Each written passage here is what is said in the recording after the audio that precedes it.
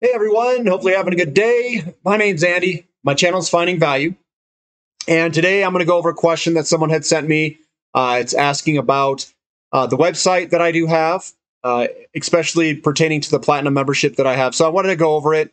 I want to answer some questions. We can also dive into some to give some examples of what I do and some of the things that I teach on the website and in some of the technical training courses that you can attend. We also have question and answer sessions that I have on the weekends, either Saturday or Sunday. We have one this weekend, Saturday, 7 a.m. I'm going to try to rotate those back and forth to get the majority of people. So that's rotating between Saturday, 7 a.m. and Sunday, 5 p.m. Mountain Standard Time. So let's get into the question. I'll try answering it here.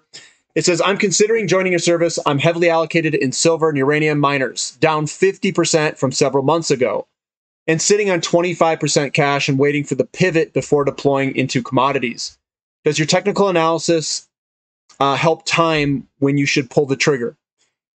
Well, what I can tell you what I do, you're never going to know the exact timing. You're never going to know the exact entry point that you're going to buy the bottom penny of the move. You're never going to have that type of accuracy, let's say. But what I can do, and what I do is I look at stocks, and what I try to do is I try to fit some Elliott wave analysis in it. Elliott wave analysis is the waves and the fractals that some of these companies possess, and I can go into kind of what that looks like real quick to give you an overview of it. What this is uranium. URNM is the ticker symbol here. And some things that you can do is you can draw simple trend lines on here. You can draw an upper trend line. You can draw a lower trend line. I know that we were looking at a potential, are we going to break here or are we going to head back lower at this point right here? And some people, they did chase in, they FOMO'd in a little bit. I thought it had a good chance of actually breaking out and running. But we had this other pullback here. And usually what I do is I try my best to buy on kind of these resistance support levels. So what you do is you try to identify those resistance support levels. If you can buy it off this long-term trend line here, that's great buying opportunities. And we were just there not too long ago, a few days ago. That's generally when I like to buy. Now, I know there's a lot of people who are inherent bears. They think everything's going to crash. They say, look, Andy, you're wrong here. And you're always going to have those types. And it's okay to have conflicting opinions. And maybe they are right. They're going to say there's a high, a lower high, and a lower high. They're going to say your highs are lower. And then I would say, well, you've got your lows that are higher here. So you have higher lows stepping into lower highs. What you're basically describing is a gigantic pennant formation where you go up and down in a pennant formation to some degree. It's the human psychology behind everything. The buyers starting to equal the sellers. And we're going to get a determination point here very soon. So what does that mean? What's a determination point out of all this? What's going to happen is we're basically focusing all of our energy to a corner here. This one's a broadening wedge, but we're still getting that same type of movement. If I were to kind of connect these guys down through here, we're kind of coming to this corner here. We've got higher highs, lower lows, all basically consolidating, not really consolidating. They're squeezing up into a corner here where we could see a very large move. So what are some things that we could identify that could help us make a stronger case for the bear case or the bull case, either one? We've got interest rates going up in a very large base that is broken, which is a long downtrend line breaking to the upside. This will probably have a return move back to the breakout here. So you break out and then you do a return move. Very likely. That's something else that I also talk about on our technical analysis training courses. We look at the overall macro environment picture, what other commodities are doing, where the cost curves are at. And I have the cost curves. I've got the dollars per pound of uranium producers, the speculation on how those could potentially move, because you're looking at the delta in the dollars per pound, not just what's cheapest and what's most expensive. We have the Lassonde curve. We have all sorts of information on that website, all over it. We've got the shipping cycle, all sorts of things. Now, we also have commodities that are breaking out, and we had a massive breakout out of these consolidation falling wedge. That is something else that I also teach about the consolidation periods, the patterns, which is a large falling wedge, breaking out of that wedge. And then usually we get a one wave, a third wave, and then a fifth wave, the third being the largest. What that kind of looks like here is kind of a first wave, a third wave, and then like a fifth wave. It looks something on the lines of that, with the third leg being the largest. Could we fall further here? We very well could. We might not. No one knows the exact future, and I know a lot of people pretend like they do, and I think that's what gets people into trouble. What I like to do is I like to evaluate the big picture view. And what the big picture view is looking at the history, looking at the stocks from the big kind of almost a decade plus long view here. This here is 95 all the way to 2023. That's coming up. So this is like all the data that we can see, and we can see these large consolidation periods and breakouts. And what we're trying to do is we're trying to paint a picture of a macro view of what's actually happening in the world. Once you get that viewpoint and that paradigm in your head of where you think the macro picture is pointing to, then you can kind of dive in and create your own opinions and be aggressive based off that paradigm view. So you use the macro to get the paradigm or to get the perspective, so to say. Then you have to look at your players on the field that you want to play in terms of investment vehicles. And another thing that I really do well in, and at least I think I do well, is I can identify companies at pretty good buy points with incredible, we'll call it not really volatility, but incredible DNAs for the stock to really perform well. It's a little bit more volatile. It takes a little bit more guts, a little bit more stomach, a little bit more emotional stability to kind of ride through them. But it gives you that leverage for the big banging move to the upside. Now, people are probably going to say that the commodity bull market's done. We're heading lower. There's all that stuff that's going to be coming out. There's a lot of things I talk about and teach on the website as well about financial ratios, assets priced against assets compared to history. I think that's kind of a bread and butter and a cornerstone to anybody who's investing over long periods of time. Because what that can do is very quickly identify where the value is in the market. So I'll give you an example here. We'll just use platinum because platinum is my boy platinum. And platinum is also not just breaking out of this falling wedge to the upside, to the upside of the pattern on the ratio, platinum to gold ratio. It's also showing us that this is incredibly cheap. We're at 0.52 for a ratio. 0.52 in historical standards is an anomaly. It's very, very cheap. On an average basis, platinum trades about 20 to 30% more than gold does historically. We have seen drastic outperformance where it's traded up to 3, 4, 5 times, sometimes even 6 times, depending on the market conditions. But a lot of the time it's around 2 to 3 at a peak, somewhere in this range.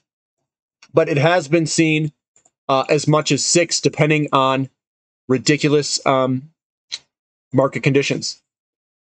So this one here is breaking to the upside. It's incredibly cheap, and I think that it will eventually work its way higher, given the inflationary market conditions that are ahead of us. We can also see that platinum versus palladium, last bull market in 2001, that's when platinum started to really take off. And we had a large outperformance of platinum in relationship to palladium. It got to a ratio of about 5.5. Over here is about 5, a little under 5. And right now we're at 0.4. 0.4 is ridiculously cheap in relationship to history. I remember palladium getting ultra cheap in 2009. And what I did is I used the ratio to buy palladium. And I bought palladium all through here. I did buy some palladium here. I thought we were going for it. It was pretty awesome, but we came up and did a double top. That happens to you. And what you got to do is you just got to continue to average in. So you want to develop strategies because no one knows the future. You don't know if you're going to get double top, double bottom. There's a lot of these things that can happen. I don't think spending all your time trying to become the best chartist in the world is going to necessarily improve you to a level where you're going to know exactly when a top or bottom is. I think that's the wrong method. I think you want to spend your time on portfolio allocation, getting your strategies good when you don't know exactly what's going to happen. So it's conditioning yourself and creating strategies saying, hey, look, this is going to be a 10-year time frame that I want to hold this thing. At least 10 years. So when you look at this, you buy here and you say, okay, it's cheap again. I'm going to buy here again.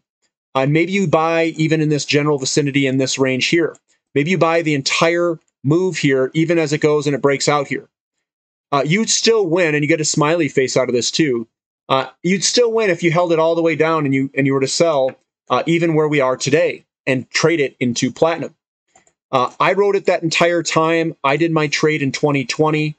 I did it right in this general vicinity here. And what I did is I said the ratio's low. We got a nice good move off the bottom there. It was a capitulation bottom. I also thought that the premiums were very favorable because the prices were much lower. So it's your price plus premium and then what I could get for palladium. And I swapped my metals. I swapped all palladium for platinum. Also, platinum to silver. It looks like this guy's peeking its head out. Maybe we can get a break higher here. It's not guaranteed. Nothing's guaranteed. I think silver's also cheap. I prefer both of these metals. And we've got the consolidation period. This is breaking to the upside. And what you kind of have to understand is sometimes these things do break and they take a little bit of time. They break, they can do a little bit of this, and then all of a sudden they just start gaining speed and really start to take off. I don't know what this will necessarily do in the short term, the actual path that it's going to take.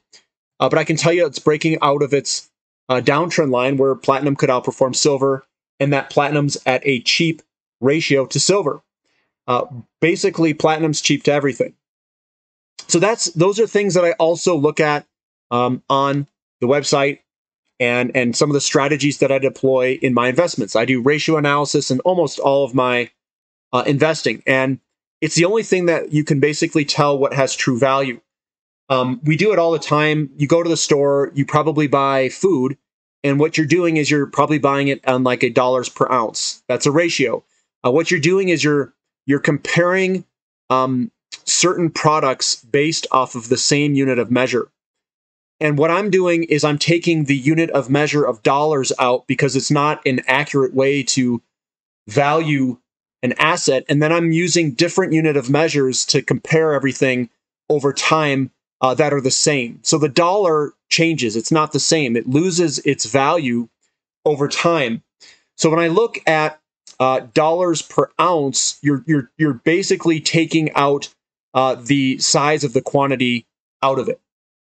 When I look at these assets, I'm taking the dollar out of it is what I'm trying to do so I can get an accurate read on the amounts of goods and services or the amount of other assets it can buy during certain market conditions. And if you can identify all that, what you're doing is you're basically aligning yourself in the cheapest assets in the world. And it allows you to load up at, one, the best times, and two, you have an accumulation of a portfolio of all the cheapest assets in the world that have the greatest risk-reward returns in the world. And what I'm even doing is I'm going after the highest leveraged or most torqued companies at the best times that you could potentially buy it. And, you know, there could be conversely, it could be one of the worst times if they go bankrupt. But the ones that I try to find out and look for are these large asymmetric high torque plays at the lowest risk opportunity. So if you could find a platinum play that was down here, and I don't know too many platinum plays, I don't like a lot of them that are pure platinum plays.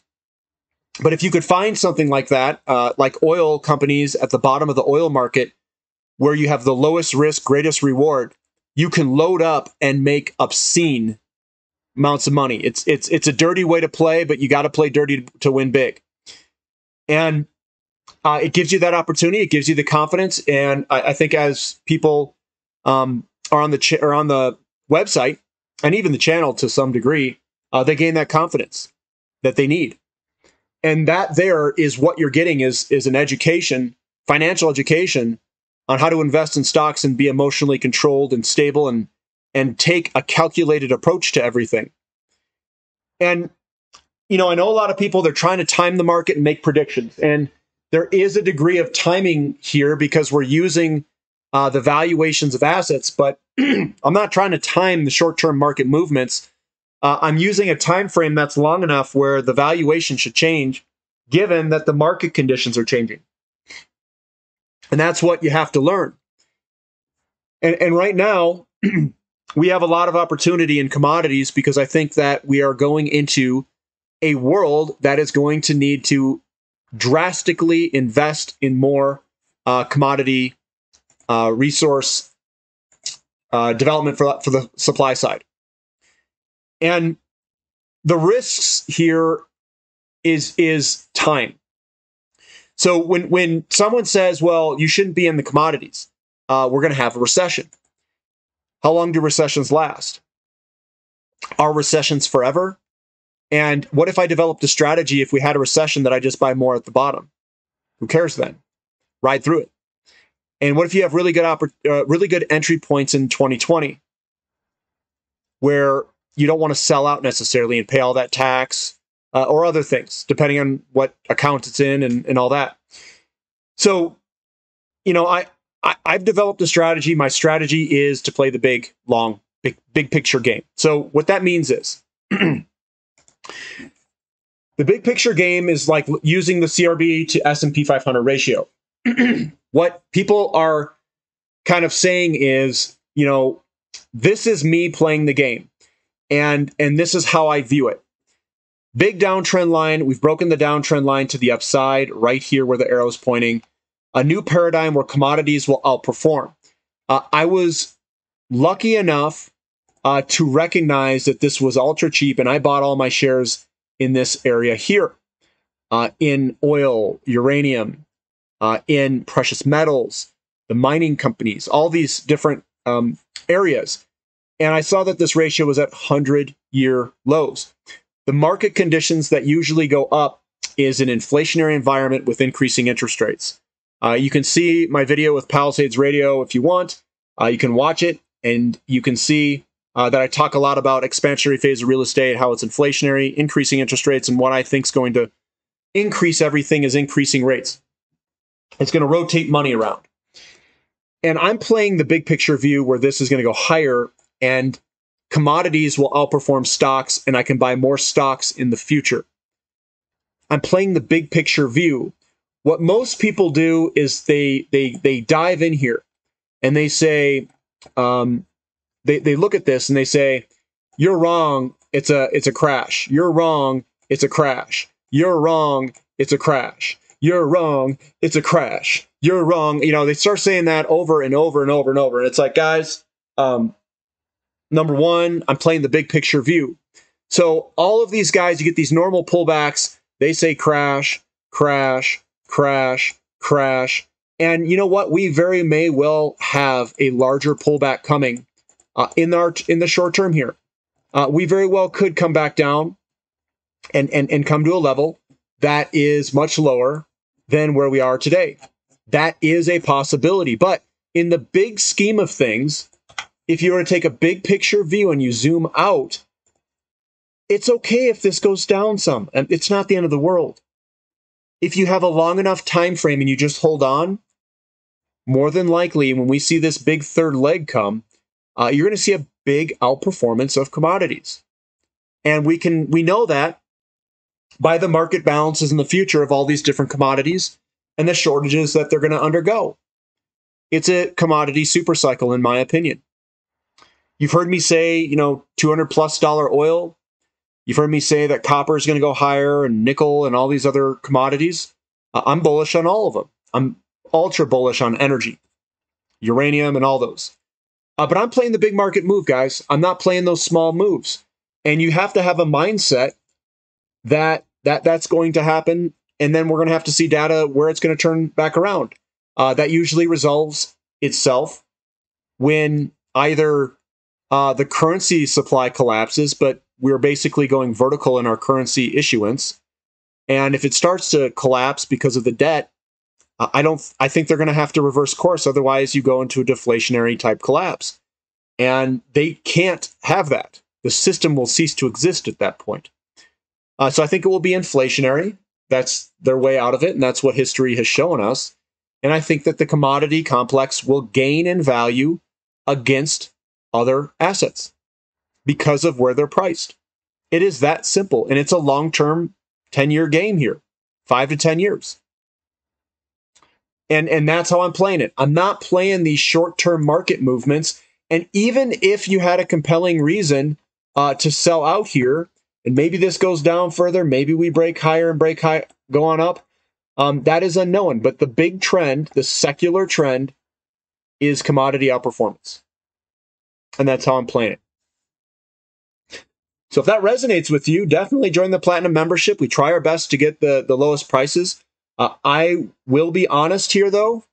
I'm usually early because I get excited. Very rarely do I chase. We've got a lot of really good purchases on the Platinum membership already. I think we've got some really good buy points on energy service companies, on oil and exploration plays, uranium. We've bought some of the kind of on the support zones there. We've got some good rare earth metal picks. There's a wide variety. We've got diversified mining companies, some copper companies. We've got some dividend payers. We've got a whole bunch of stuff, a wide variety. And I think we've got good entry points, and we're not chasing. And you'll learn. You'll see what I do. And no one's going to get everything right. No one's going to get everything right, and you shouldn't expect that. And if you got caught chasing uranium, I chased a little bit. I admit it, not with a lot of money, but I did chase a little bit, and I got burned too, just like everyone else. I'm not so different than you guys.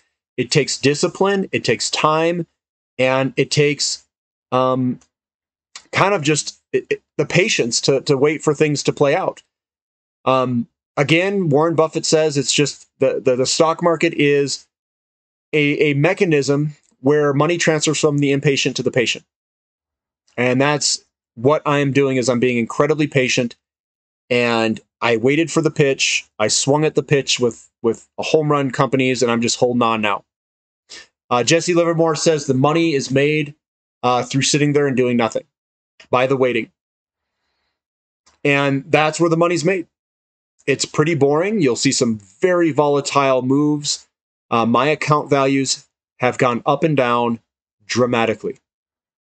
It is not an easy ride. If you like seeing account values go down by lots of money and go up by lots of money, they go up and they go down. And you have to ride through it if you want that big prize at the end. It takes time, it takes volatility, and it takes and requires lots of patience and emotional stability, control. And as you become a better investor, you become more patient. That also transfers into other things. I think that you can handle stress a little bit better because you kind of just offload it like, it's okay. And I think it does change you as a person for the better, So if that sounds interesting, if you want help, definitely sign up to the Platinum membership. And hopefully this answers some of your questions. I get into the nitty gritty if you guys want me to. In some of these technical analysis training courses, I it's open feedback back and forth. We write through a chat box, and then I try to answer your questions to the best of my knowledge. I don't know everything. You know, I try my best to find these things out. I'm not an Elliott wave expert. I am more of just we'll call it the classical technical analysis approach. I have some things that I've kind of spun from my own, but that's what I've got. So hopefully you guys enjoyed the clip. Give me a thumbs up if you guys do. If you're still watching the end of this, definitely put "the end is not here." Put it in the comments section, and hopefully we get some positive developments in the market. Again, you know, we still could head a little bit lower. It's possible, but things do look a lot better than what they were a few days ago. We just have to see what the follow through is. If it doesn't follow through, we could still roll over some. Buying bottoms is incredibly difficult. What you normally want to do is wait for the bottom, get some buying pressure in it, and then buy into that strength.